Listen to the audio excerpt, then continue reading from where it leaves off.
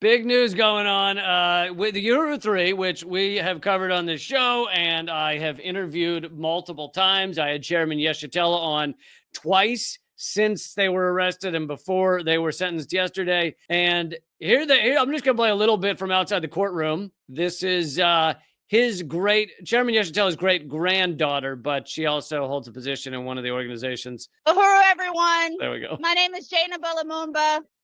I'm the Southern Regional Representative for the African People's Socialist Party, as well as the granddaughter of Chairman Omali Yeshitela.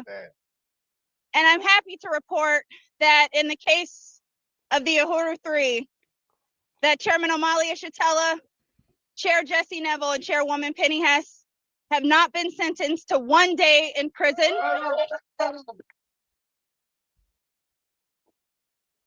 In addition, they will not pay a single dollar for a fine.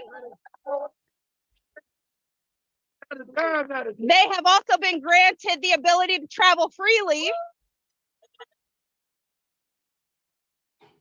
And they have been issued 300 hours of community service, which we already do, as well as 36 months of probation. So we are, as we wait for them to be released from the probation office, we are happy to say that from day one, the FBI conducted violent multi-city military raids on 7 Uhuru Movement homes and offices. She goes on to go through basically what they've been through. But yeah, this is big news. And it shows how little the government, the FBI, which brought these charges, had against them, which we were saying from day one, and this has lasted almost 2 years or something, the whole process. And in the trial, we saw the FBI agent who wrote the charges, the accusations against them, admit that they didn't have evidence of many of the charges, specifically working with Russia to act as foreign agents in the United States. The other thing that ended up happening, for those who were unfamiliar with what was going down over the past many months, is the jury ultimately decided that the Uhuru 3 were not guilty of acting as foreign agents, but were guilty of conspiring to act as foreign agents, which kind of baffled everyone in the courtroom, including, I think, the judge, wondering if maybe the jury did not understand what those charges meant, because it's pretty goddamn tough to conspire to be a foreign agent and not actually work as a foreign agent. So that's probably why they were now given 0 jail time and $0 fine, and only given community service, which they, like she said, do already. So the ultimate punishment for the average American. Well, yeah, for the average American it is, but for this group that literally, creates kitchens and things for people who don't have food, it is their day to day. And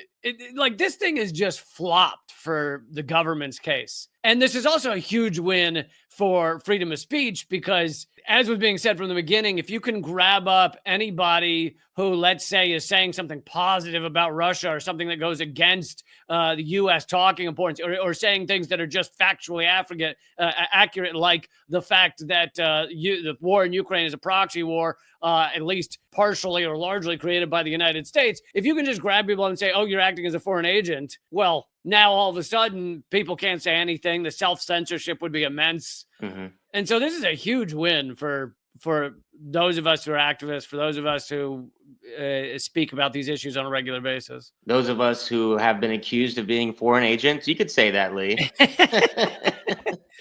You could say that this hits close to home. Those of us who might have worked at a media agency that was forced to declare itself foreign agents, even though as Jaffer also knows, we did not have to. For those of us who think that we signed up as foreign agents because we had the Redacted Tonight TV show, that is not true.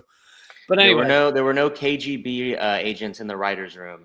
No, there were 0. I did wear a little sticker that said foreign agent, just to, out of pride, just to show them. But yeah, this is This is a huge deal, and it also speaks a great deal to our mainstream media that this has gotten essentially zero coverage. You know, you can find a little blip in the New York Times here or there, but considering how much this meant for freedom of speech in America, this case, it's kind of not. I mean, it's not out of what you would expect from our cowardly mainstream media, but it is insane that it gets completely ignored when it is such a massive case and a massive overreach by our government. It's a nice victory we can enjoy.